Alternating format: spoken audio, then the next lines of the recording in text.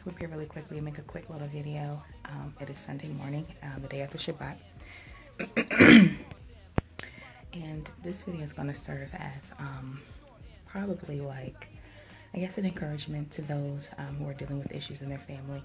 I know a lot of Hebrews can relate to this. I apologize if I'm talking a little lower. But anyway, I have had some issues in my family as well. I can't say if it's solely to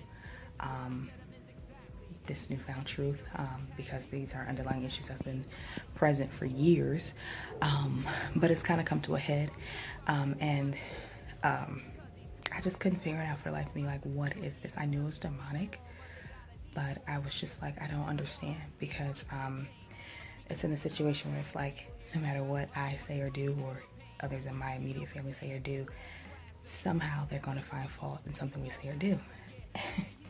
Regardless of what's going on the other end of their side.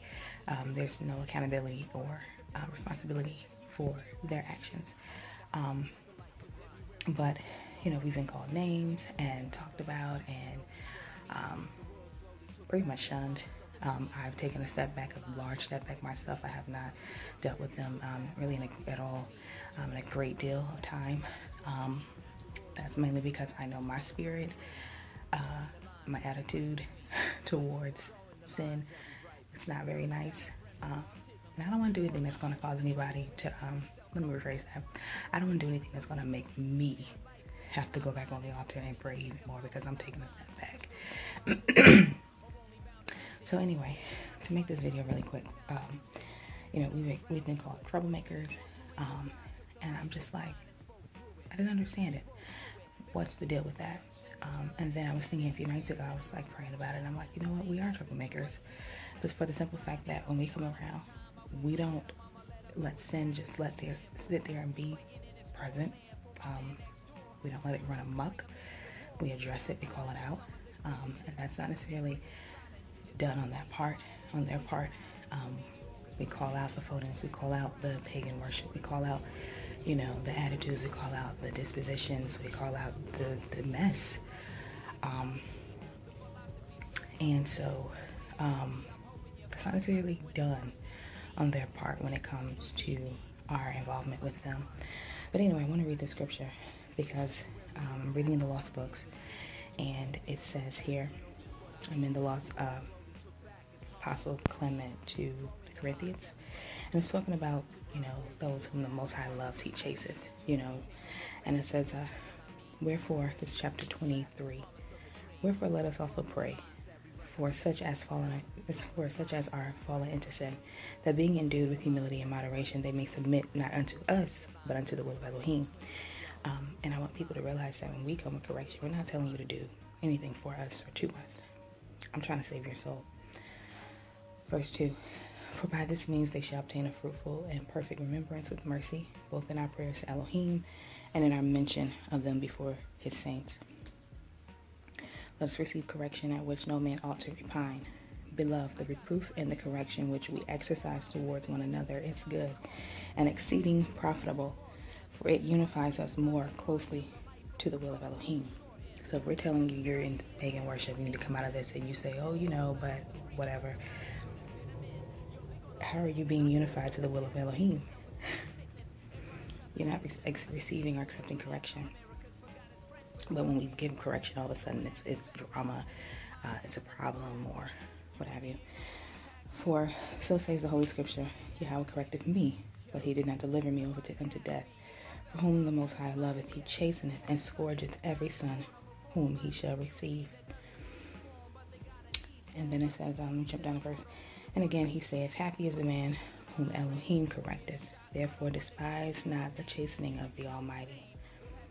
For he maketh sore and bindeth up. He woundeth his hands and maketh his hands whole. And these are the verses I really want to get to. He shall deliver thee in 6 times. He shall deliver thee in 6 troubles. Yea, in 7 there shall be no evil touch thee. In famine he shall redeem thee from death, and in war from the power of the sword. Thou shalt be hid from the scourge of the tongue, neither shalt thou be afraid of destruction when it cometh. Thou shalt laugh at the wicked and sinners, neither shalt thou be afraid of the beasts of the earth. The wild beast shall be at peace with thee. Then thou shalt know that thy house shall be in peace, and the habitation of thy tabernacle shall not err. Thou shalt know as that thy seed, thou shalt know also that thy seed shall be great, and thy offspring as the grass of the earth. Thou shalt come to thy grave as the ripe corn, that means old, that is taken in due time, like as a shock of corn cometh in its season.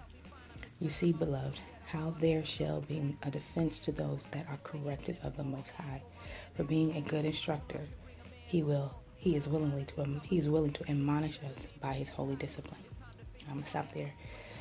But my point of the matter is that I was confused because I felt like I was being punished for correcting bad behavior, or addressing it rather. I can't correct it for nobody else. I can address it, call it out. You make the decision to address it yourself because you're grown. But I was so confused at that. I was so angry at that because I said, how in the world can what I'm doing be wrong? I'm not trying to, one up anybody. I'm just saying, hey, I got issues too. I work on this. How about you work on that? But if you don't receive correction, you won't see these things. You won't see these things. And,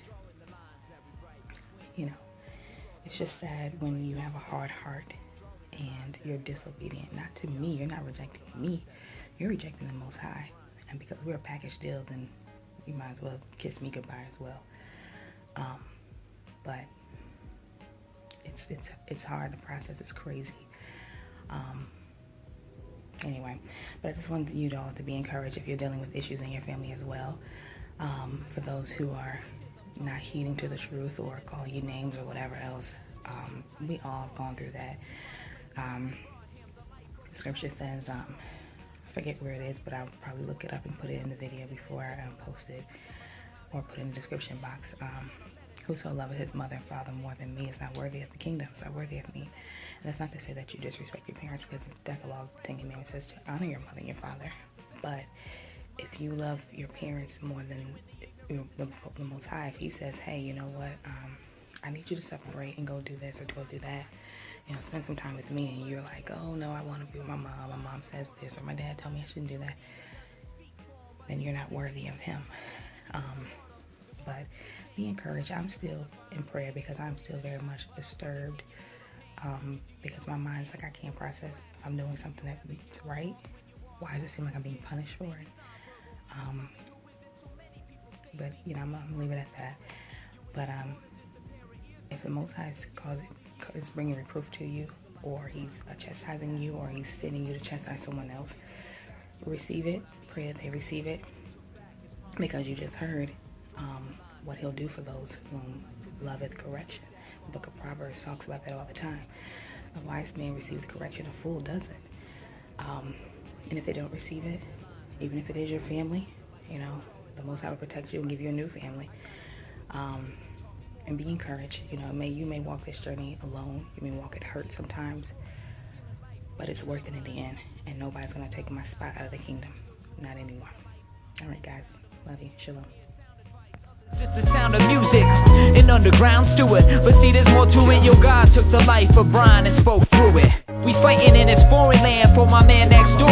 Your love can bring a man to war without violence. And some of the greatest statements ever made were in silence. It's time to face the violence, play it loud. To lead the orchestra, you gotta turn your back on the crowd. And that's more than just a corny phrase. Don't fall for the worldly ways. Let the broken record play the message of the early days.